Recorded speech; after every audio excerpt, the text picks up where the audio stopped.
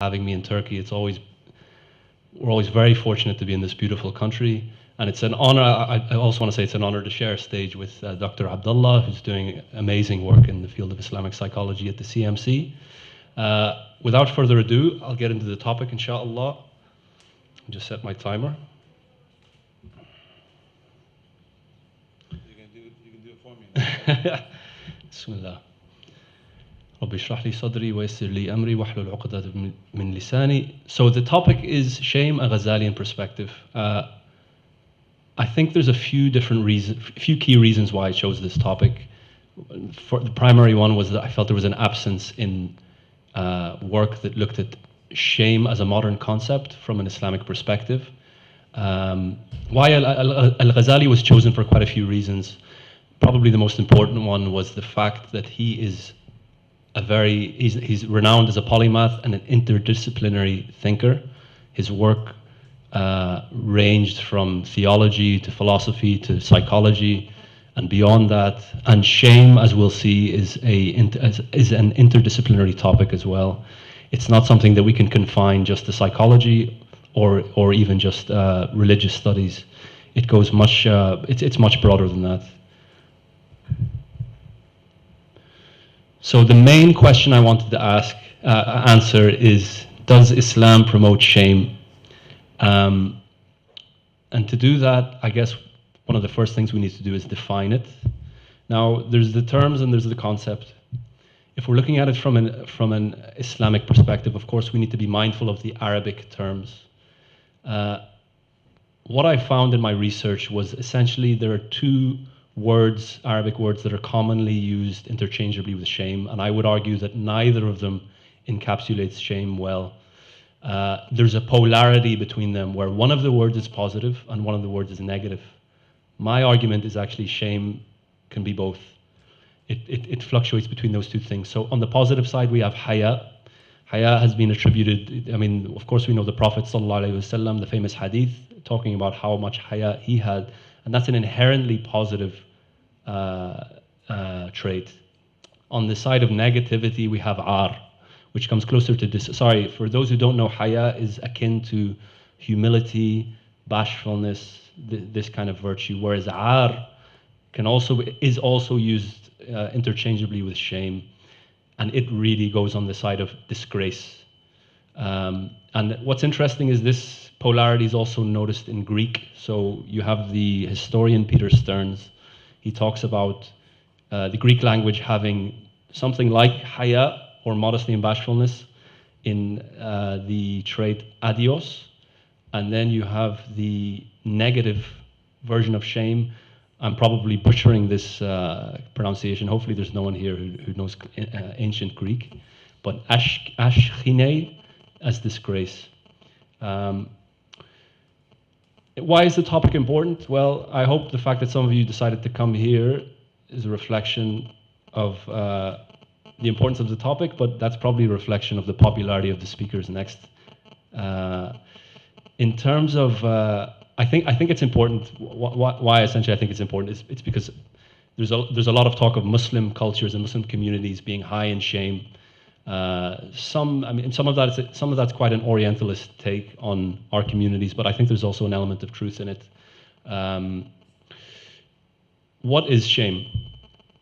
So going beyond the Arabic or the Greek approaches to the topic, on one level we can talk about something that's physiological. So Charles Darwin was one of the first Western thinkers to talk about the physiological aspect of shame. He talked about blushing and a change in muscles around the mouth. We have a behavioral response which is associated with shame as well, which is gaze aversion. So looking away from someone when you're ashamed, turning down, shrinking away, shrinking the shoulders. What's interesting there for me is when we're praying, we're told to look down, and we kind of hold a posture that's defensive. Shame is also an emotion.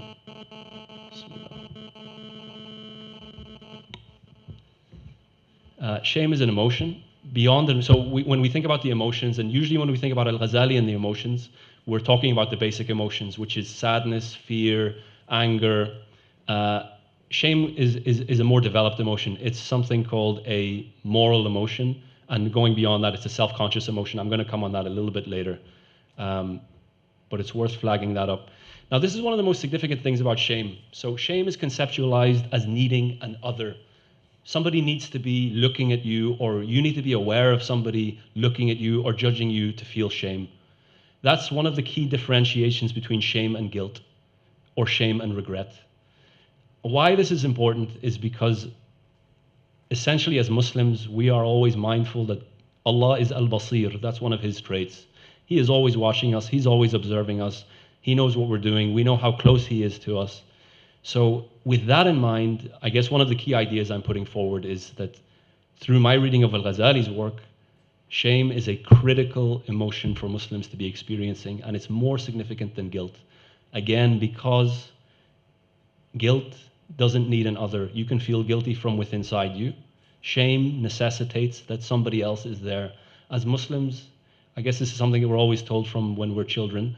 We're never alone. Allah is always watching us. So that the significance of the relationship there, I think, is key.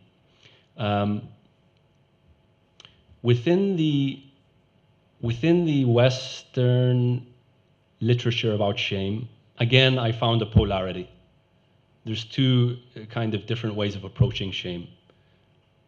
There's one from moral psychology, which can see shame as a positive force.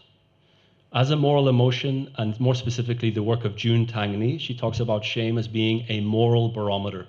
It's a moral feedback mechanism. You realize you've done something wrong.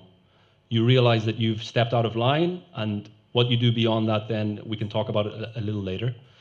And then the other end of the extreme is shame and how it's treated within clinical psychology. And most of the work that I've read through clinical psychology and shame is that shame is something that is rooted in childhood, what I guess we call from a CBT model, noxious childhood experiences. And usually it's talked about, what's the term, is it's toxic shame, and it's something you need to get rid of. So there are two different conceptions of shame there. I think I'll skip to the next slide. I'll maybe just mention one more theorist from the Western tradition. He's a legal theorist, John Braithwaite.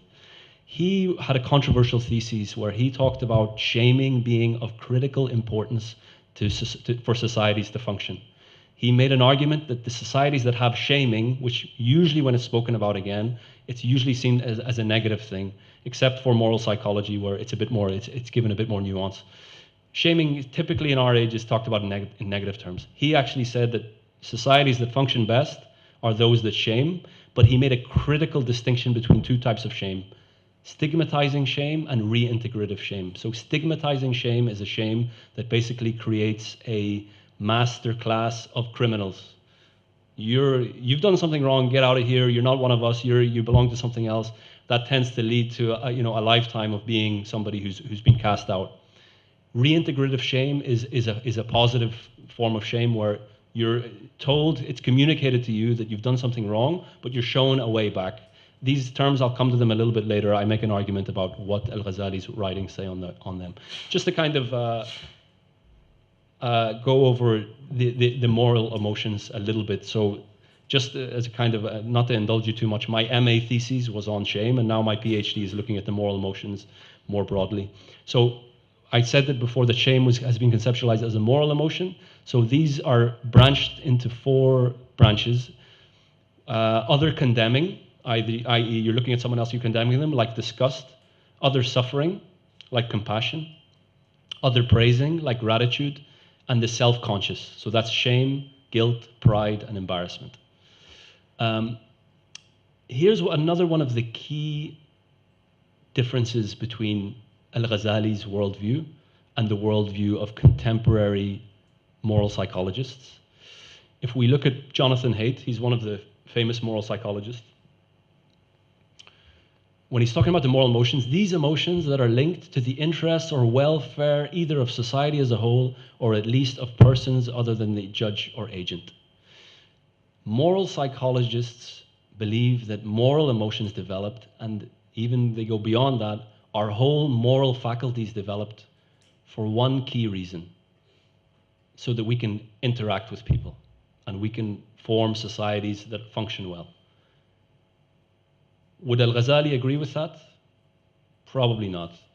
I think we can. We need a very nuanced discussion about what the role of horizontal functioning, i.e., functioning with other human beings, might be.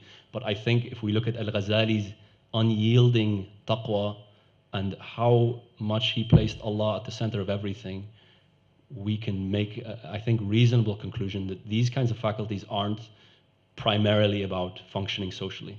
It's primarily about serving Allah. So that'll become important for the argument that I'm putting forward.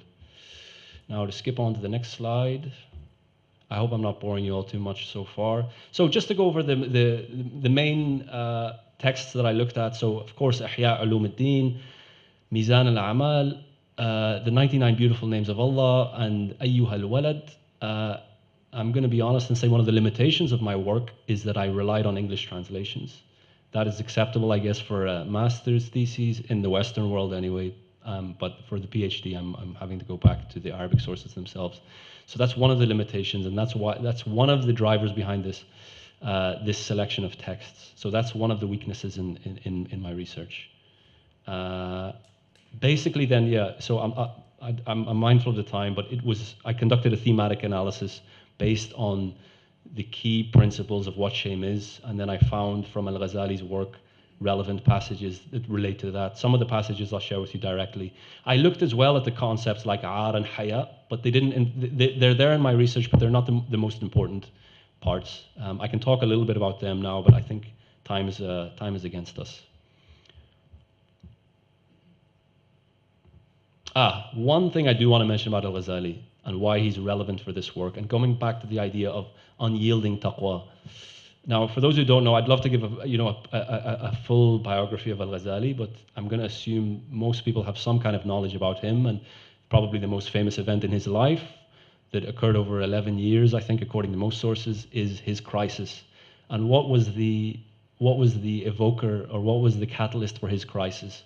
Well, initially, it was, from one of the readings of it, he faced a period seemingly when he should have been enjoying the heights of his success, where for 6 months or so, he was stumbling and he wasn't sure about himself, and he became unsure about what to do. And one of the sources then talks about it being taken out of his hands. So for 6 months, he was thinking about withdrawing, or what should I do? And then it kind of pinnacled at one stage where he describes going to class and not being able to talk. So it's interesting that he says that it was taken out of his hands. So he was kind of fluctuating between withdrawing and not withdrawing, and this happened.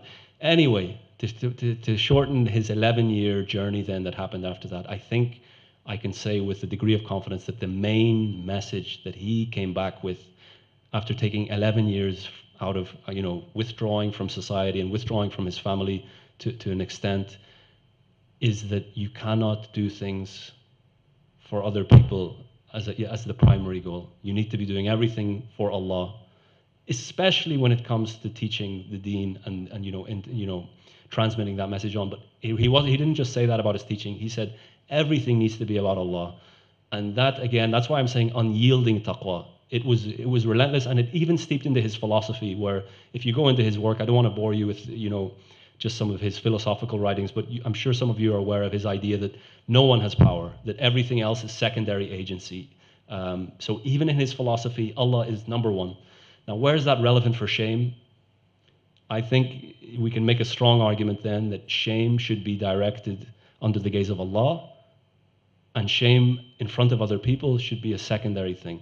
Now, how much should that be important? I mean, we can discuss that, but that's just one of the key messages I want to take from his biography.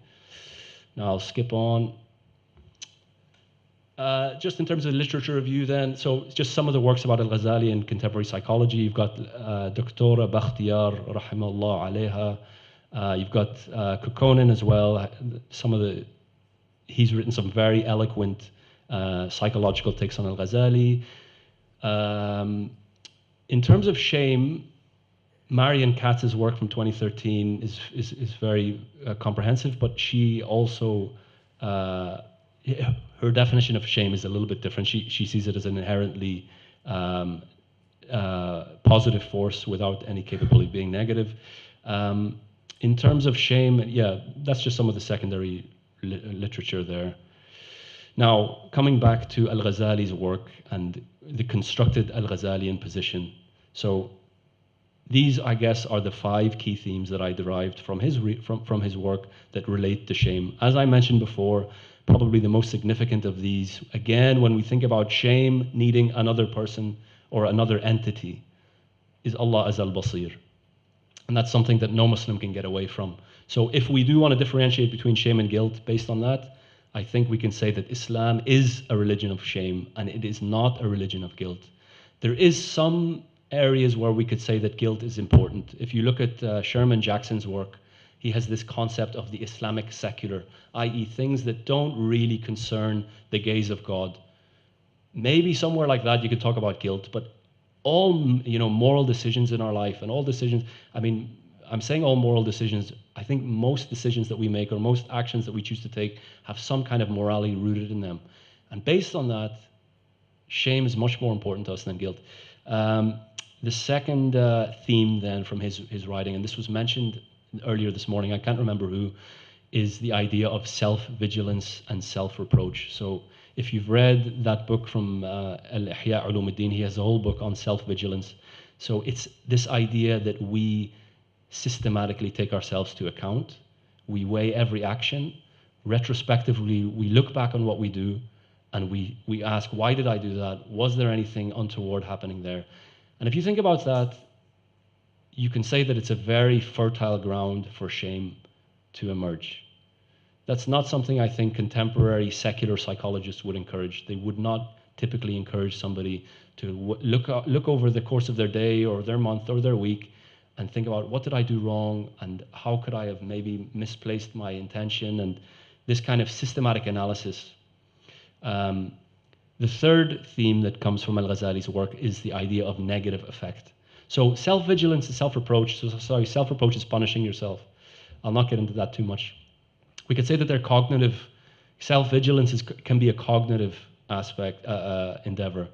Self-reproach, then you're going to something behavioral. Now, negative effect, it's probably one of the most powerful passages I read in Al-Ghazali, where he talks about pain, about your heart breaking for Allah. And why this is relevant again is Al-Ghazali sees the value of negative emotion, not negative in not negative in the sense of it being bad, negative in the sense of it being something that's quite painful. But he sees that as being part of the path to getting tawbah. So just as take a quote, and whenever your heart breaks with sorrow over your shortcomings in fulfilling the rights of your Lord, indeed, he is your friend and constant companion. As your Lord Most High says, I am with those whose hearts are broken for my sake.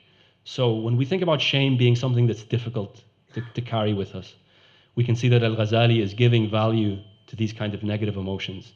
I guess one of the key things is, and I'm going to skip over pride and humility, and I'm going to come to the end point, I guess. It's not shame for shame's sake. It's not shame for pain's sake. It's shame to lead us somewhere, which is for repentance and forgiveness and trying to seek divine mercy. And that's one of the critical things there, I guess. Typically, when we think about shame and shaming in societies, we think about people being enslaved to the people around them. When we think about shame under Allah, it's very different. It's strengthening your relationship to Allah. So long as you follow kind of that cycle. And just one more point, we discussed this a little bit at lunch with the professor, is the idea again that there's no shame in feeling shame. In the Islamic narrative is very clear that every human being is going to commit error. There's that strong passage that talks about, had we not been people who err, Allah would have destroyed us and created somebody who erred. I mean, that's lifting the burden of, I guess, what some of these, the weight of sin, of what sin can be. I think I have 55 seconds left. So convergences, divergences, yeah. Again, I think I mentioned that before. The main difference, from the moral psychological take on shame, is the absence of God. So moral psychologists, again, if I want to just drive home one point, it's that about moral psychology, is that when you read their theories about why human beings have morality, there's no place for God. And then in clinical psychology, we can talk about the rooting in childhood of shame. And Al-Ghazali, from my reading of him, never mentions the significance of childhood when it comes to trying to analyze why the human being is the way they are. I think there's two potential reasons for that. Number one is just the specialization of knowledge. Al-Ghazali was writing at a time when people knew much less about psychology. Number two, which is more, I guess, more of a critique, we could say that this idea of rooting everything in childhood could be one of modernity or postmodernity's attacks on agency and free will. That's a huge discussion. Utility and prescriptions, yeah. So I think the value of this research, inshallah, will be helping individual Muslims restructure individual Muslims, and when it's in a therapeutic setting, with their therapist, restructuring, reframing, and redirecting their shame away from the horizontal, i.e., from other people, directing it towards Allah.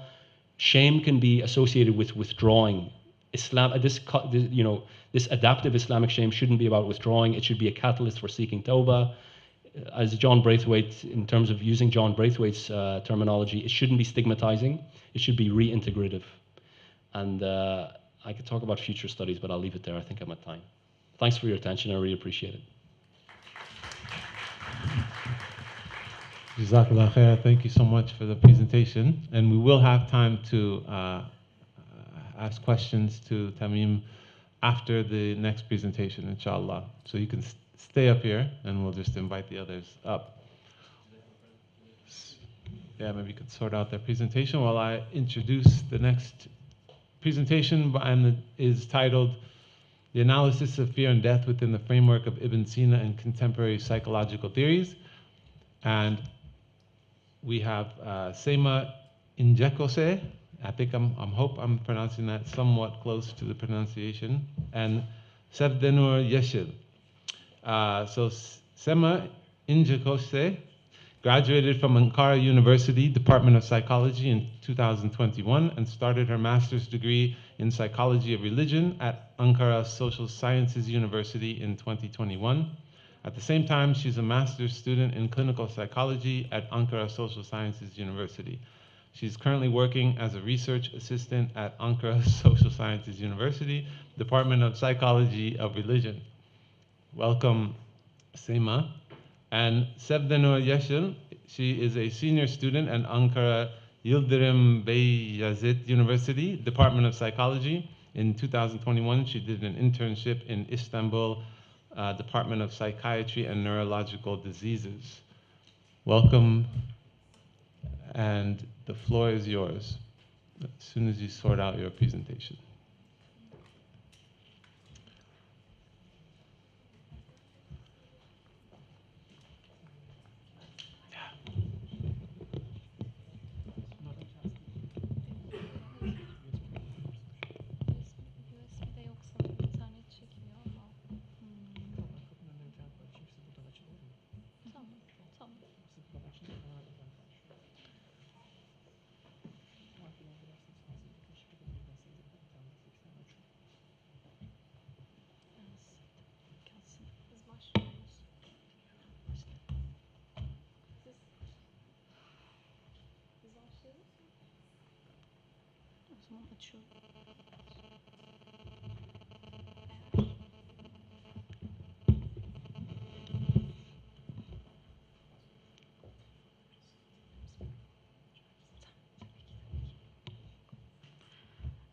Assalamu alaikum.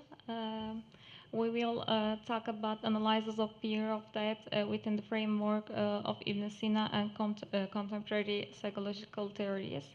I want to talk about a little bit why we chose this topic. I complete my internship last week in oncology hospital in Ankara. And I have opportunity to see patients who are near of the death. It is it is so difficult to feel near of the death, but I aware after all of people is near of the death. I think so. My friends ask we can study this topic. Buradan mı devam ediyoruz?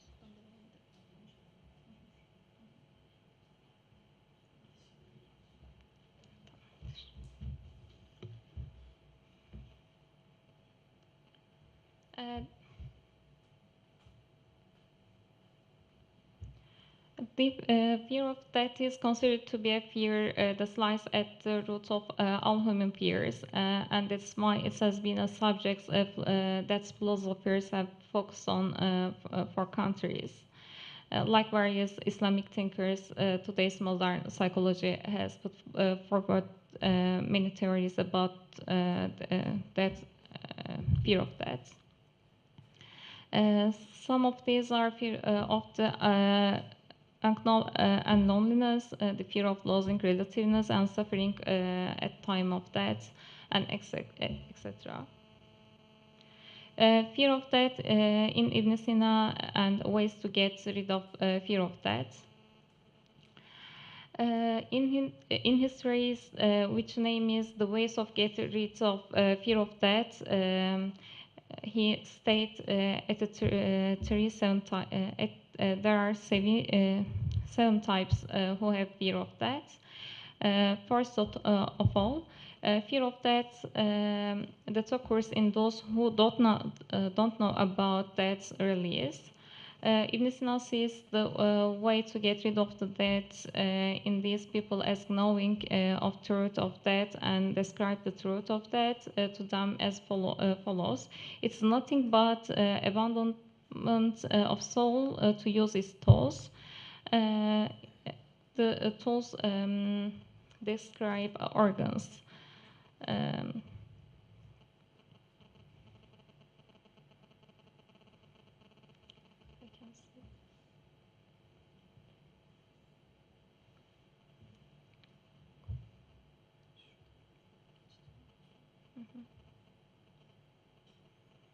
And other is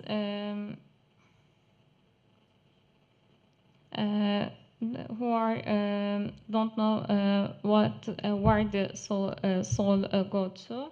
Ibn Sina says the fear of these people is not caused by that, but by ignorance. He sees the way get rid of his fear as getting rid of ignorance. Three. Which? Yes.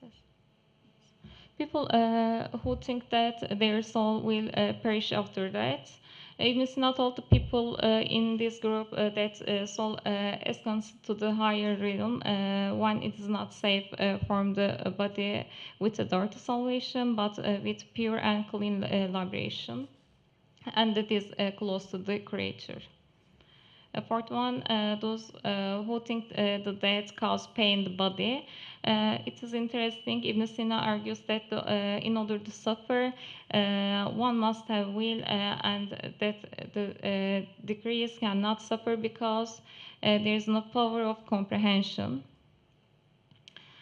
Fifth one, people who think they will be punished and tortured after death. Ibn Sina states that these people were afraid of punishment for the sins they committed, not death, but states that these people should await these sins that cause anxiety in them.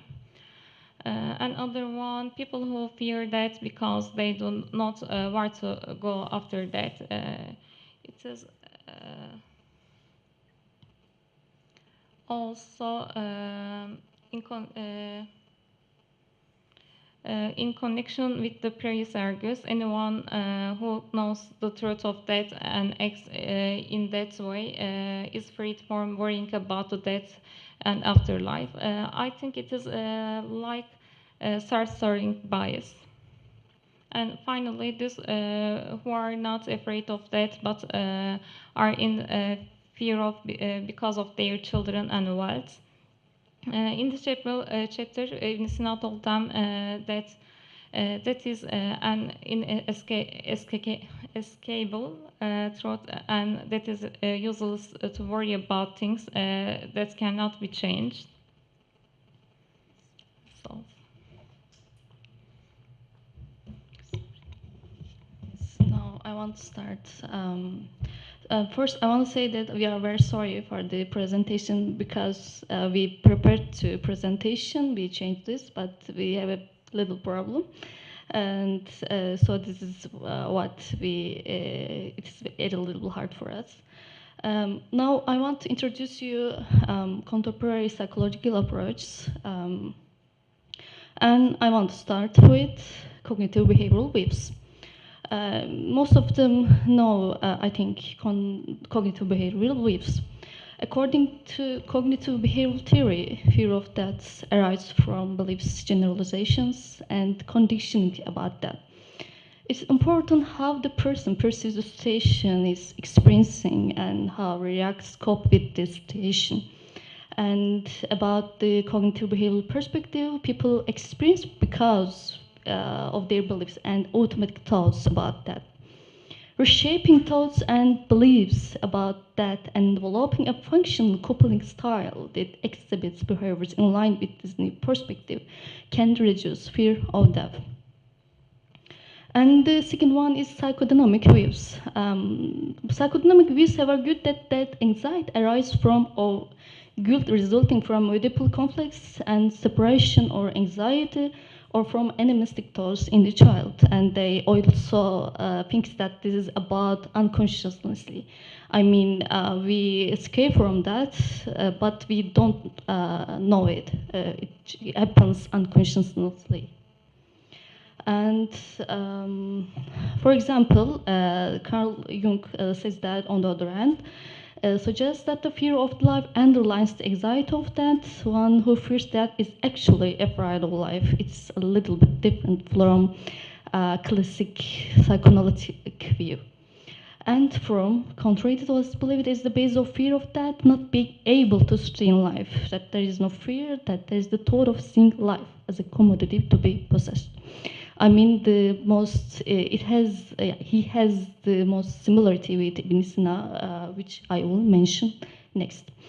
And I want to say accidentalist views, and it's also have a lot of similarities with Ibn Sina. These psychologists in general have suggested that anxiety, a possible anxiety that is deep within all of us and is realized at the level of the Keshi. For example, Yalom is not concerned with the death of the person in question. According to Yalom, that is the first to create anxiety and the psychopathology, the whole work of anxiety, that's work, escaping death, Daniel about it, and giving any prize, all of that, to face that, to die and to know it. Yalom emphasized personal concerns and dynamic processes related belief style and goals.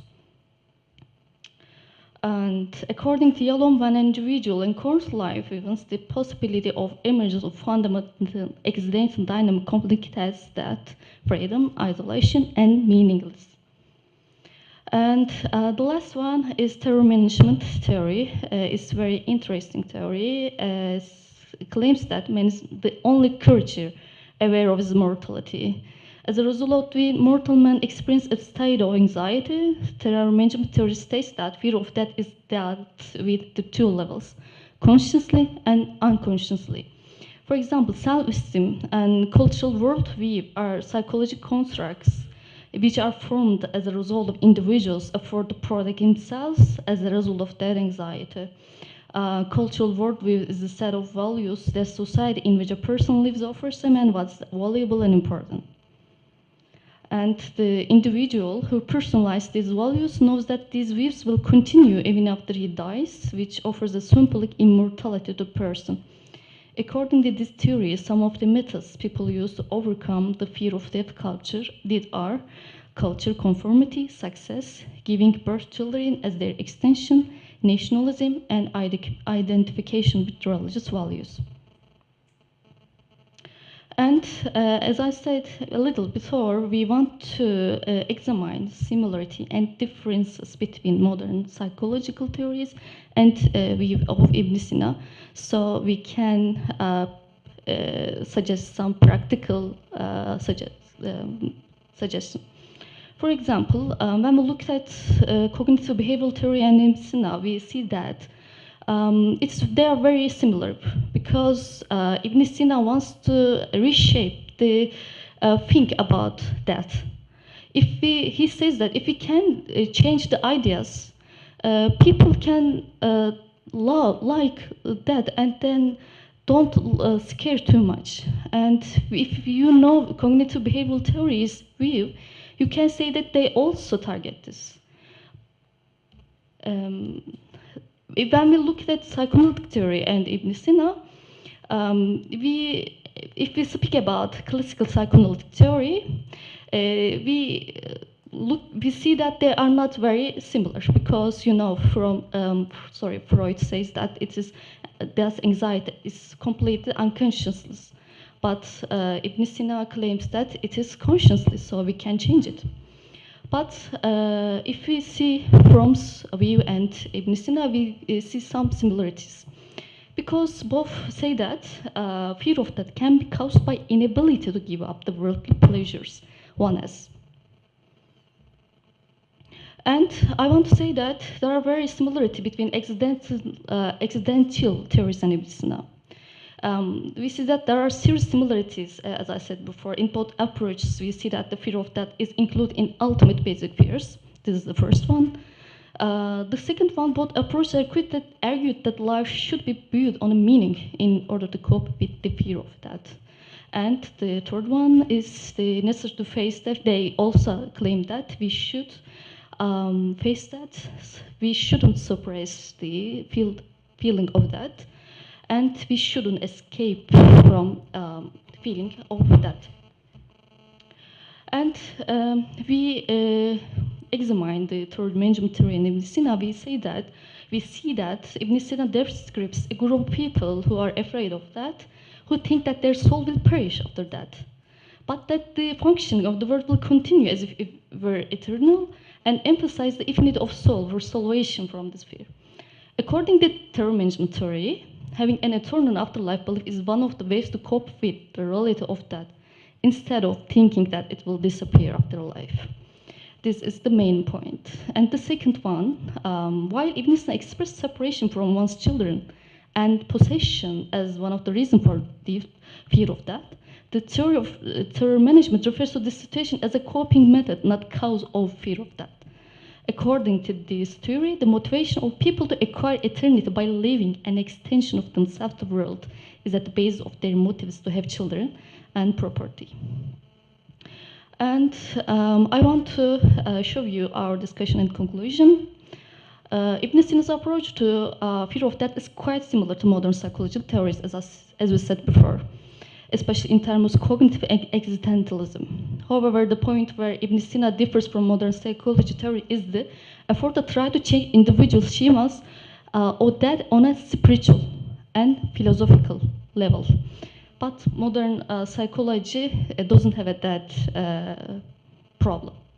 For example, what is like in modern psychopathic approach is the spiritual perspective that will improve the individual-God relationship and prepare them for life after that.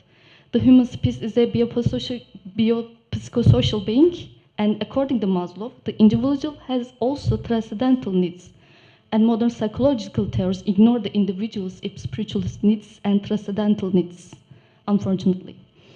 There is a need to develop, about us, we think that there is a need to develop scientific-based modern psychological theories that refers to spiritual perspective in order to deal with other psychological phenomena which can be addressed in psychotherapy, especially the fear of death, which grounds the existence of person.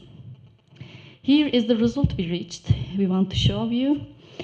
Mental health professionals who specialize in both religious, spiritual, and psychology should develop modern and scientifically based psychological approaches, taking into account the views of early Islamic scholars.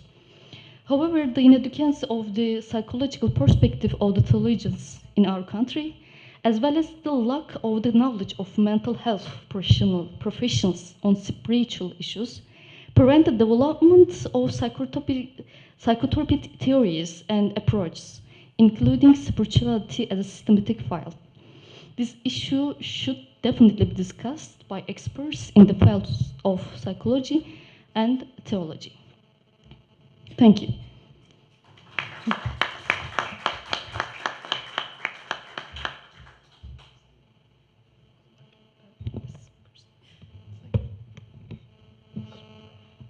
Good.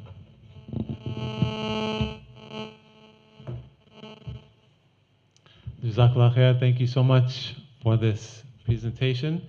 So we now have about 10 minutes for questions from the audience before we have a break before the next presentation. So yes, I saw this hand first. Yes. Do we have a microphone? Okay, maybe you can raise your voice.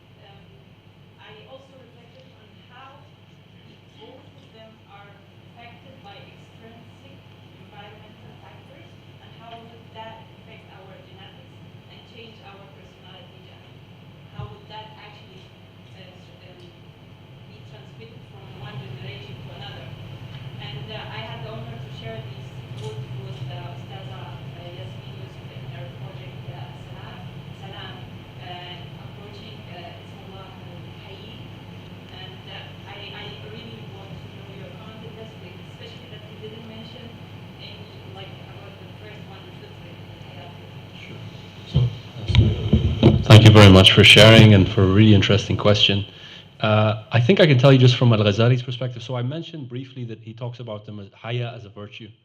And he wrote about haya. So he gives basically a hierarchy of virtues. He comments on virtues like khajal, haya, and what their uses are. With haya, it's just interesting you mentioned children because he says haya is really more, well, in some of his texts he writes about haya in a positive way. In his Mizan al-Amal, where he ranks different virtues, he talks about haya being good, but he says that it's more for children than for grown adults. So when you told me about your experience with children in the pool, that kind of came to mind. When I was researching that though, I kind of thought then how would he put the hadith? I don't want to misquote the hadith in Arabic, but they basically said it's a famous hadith that talks about how much haya the Prophet had. And we would never say of the Prophet, that he was somebody who was immature or anything, bil'aks. He was the most mature and the most balanced of creation. So when I think about the fitri haya, I think maybe there's something there that's haya, it is haya, and maybe sometimes we also confuse maybe childishness as well, some of the aspects of childishness with haya. In terms of intrinsic or extrinsic, yeah, I'm sure. I think it goes without saying that your culture will very much, you know, you'll either develop certain traits that are already in you, or maybe certain cultures will stamp them out. But I didn't really look at how it's actually lived today in Muslim societies. I think maybe the one point, it's not really relevant to what you said, but well, I guess in a way it is. So when I was looking at psychological theories on shame, so you had Freud, who was a little bit dismissive of shame, and then you had some neo-Freudianists who went to an even further extreme, where they believe that it's a role of a psychologist. Now, again, this is an extreme position. It's the role of psychologists to completely remove shame, and that you know, grown human beings, grown adults, should return to a childish state of inhibition. So yeah, I think when you're talking about the children in the pool, I guess they're older than 3 or 4, right? Yeah. Yeah, I think there's a certain age. I'm not really. Maybe the brother who presented on Piaget could help us with this, but I think there's a certain age where there's no shame or there's no haya. I guess one thing as well is I really wanted to focus on shame, which isn't exactly haya. You know, I'm sorry I didn't answer too well, but I hope it was of some benefit. Since we only have 5 minutes, I'd like to ask if anyone has a question for the sister's presentation. Yes.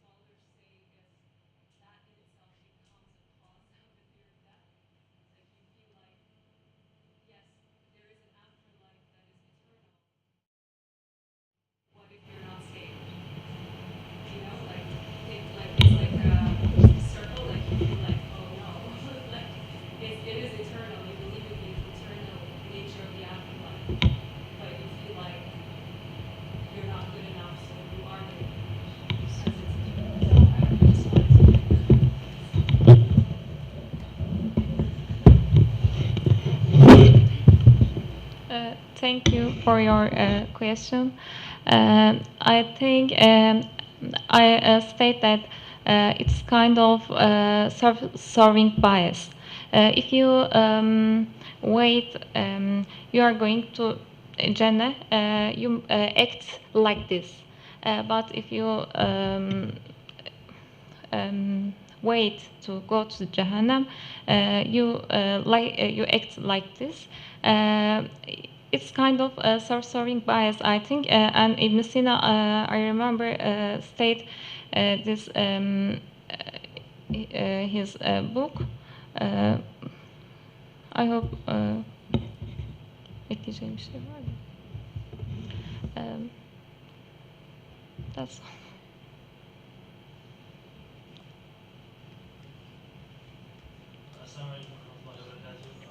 Truly enjoyed your entire presentation, as well as the sister. This is a question for Brother Tamim. First off, you combine the classical tradition of Imam Abu Hamid al-Ghazali as a figure with a contemporary subject of shame, so I think they gel beautifully. Now, with Abu Hamid al-Ghazali's entire story of him rising and surpassing all of his teachers and getting to the Nizamiya, and he said Hubbul Jah and Riyas and prestige, and all of this without him, and then people calling him Hujjat al-Islam, the proof of Islam, and him feeling that the pangs of death and hell were at him, and then him making that decision to remove himself, right, to find God. What do you think was his role, Abu Hamid al-Ghazali, in leaving with shame? In terms of, I know he wrote a lot on shame, but do you think that had a role to do not only leaving and finding Allah, but the fact that he felt that moral shame, that he didn't stand up to the people as Hujjat al-Islam, that he had to find himself, right, and make that inner turmoil go away, that inner metanoia. So I'm curious to see your perspective on Abu Hamid al-Ghazali's experience and shame.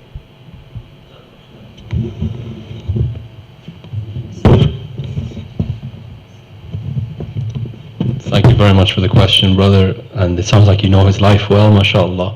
I think he from my reading of it, there's a few different sources. You have his in Deliverance from Error. He talks about his own, why he left. Then you have some Muslim sources that talk about it as well, and they largely echo what he said. And then you have some Orientalist sources who are a bit more critical. The most convincing argument that I read was that he, and I think this was one of the arguments that's favorable towards him, is that he couldn't. So when you talk about him making the decision, maybe I liked it because it was the most poetic. It was basically saying that for 6 months or so, he was vacillating between, should I stop, should I go, should I stay, should I just ignore this? He didn't really know what was going on. And then he talks about it being taken out of his hands, subhanAllah. I think then once he leaves, that's when, his reflection starts kicking in. And based on the way he structured, I guess, the idea of self-vigilance, of reflecting on yourself and being very critical with yourself, I think shame comes in then as a nudger towards that. And then as you become more aware of your mistakes, it also then, it feeds, it's like they feed into each other. But the outlet, inshallah, is tawbah. I know we don't have time for it, but just as an interesting opinion, he promotes shame for the individual, that every individual should be really, vigorously self-critical, but with an outlet in terms of seeking Allah's mercy. What's really interesting is that he is the opposite when it comes to others. So when you're looking at other people, you should first of all not get into their business, to use modern terminology. Then if you see something, you should expect the best. Then if you see something that's unambiguously wrong, you should make excuses. And even if you see something that's, you're sure that this person is doing something wrong, you're not supposed to publicize it. So that's just an interesting, I didn't mention it at all when I was presenting. So I don't want everyone to leave here thinking that Al-Ghazali was about shame and shaming other people. I think there's a huge role for him in his teachings about shame and the self, one that's tempered by Allah. So long as you go towards Allah with, begging for forgiveness. But when it comes to other people, you need to be very kind with them. We're out of time, but I actually have a follow-up question for you on that. Did you find in your research on that point specifically that he's separating the individual shame with the shame of the other, like we shouldn't be shaming other people, but the fact that that's not the case. The reality is that people often shame other people, and parents often shame children, and then as we grow up, our notion of our relationship to Allah is affected by our relationship with parents, specifically about that element of shame. So did he mention this? And what did you find that he said about, like, so there's the ideal of that we shouldn't be shaming others. So what are the impacts of that and solutions to that in terms of people's healthy relationship with Allah, in terms of the shame mechanism between the individual and Allah? Thank you very much for the question. I'm going to have to say I don't know on the first one. I do remember him. I think I came across some writings where he's talking about the relationship with the parents and relationship with Allah, but I'm not 100%, so I don't want to give anything wrong on that. In terms of the second question, in terms of shaming, I think, I've lost my train of thought. Can you repeat the second part? Just like how that impacts a person's relationship with Allah, and that mechanism of shame with Allah, that can be a positive thing, but how it's sort of hijacked by the relationship of shame from the caretaker. I think, what I took from my research on this is that he is really calling for people to, and this is not only looking through the prism of shame, but when I was looking through the prism of shame, it was very strongly there. He's calling people to strengthen their relationship with Allah, so that everything is about, number one, it's about Allah. And again, I mentioned before about the philosophy. I think that's important because I was really looking at his writings from a psychological perspective. But even in his philosophy, when he talks about power, so he has a famous position on power where he says the only real power is Allah, everything else is secondary. And he goes into, intricate philosophy about justifying that point. But it's just from a psychological perspective, it's significant that number one is Allah, even when it comes to power. And I think then, in terms of, it's not even just about the parents. I think his own his own life experience, and the brother mentioned his life story, is a reminder to us that it's really should, everything should be about Allah. He had to take 11 years out to do that. I guess most of us don't have I don't want to say the luxury, but we don't even have the commitment to do that. But we need to kind of try to do that in another way. Maybe it's in a staggered way or here and there, but it's really ask yourself, why am I doing this? Why am I doing this? And I know for myself, most of the time, it's rarely ever purely for Allah. And I think if we come back to his writing and we try to apply it, it's a reinvigoration of that relationship with Allah that should be, I guess, our guiding principle. Thank you, Jazakallah khair. And obviously we've been over time, entirely my fault for asking the last question, but thank you so much. Thank you to all of our panelists and for all of you for attending. We now have about a 13-minute break until the next panel starts at 3 o'clock, inshallah.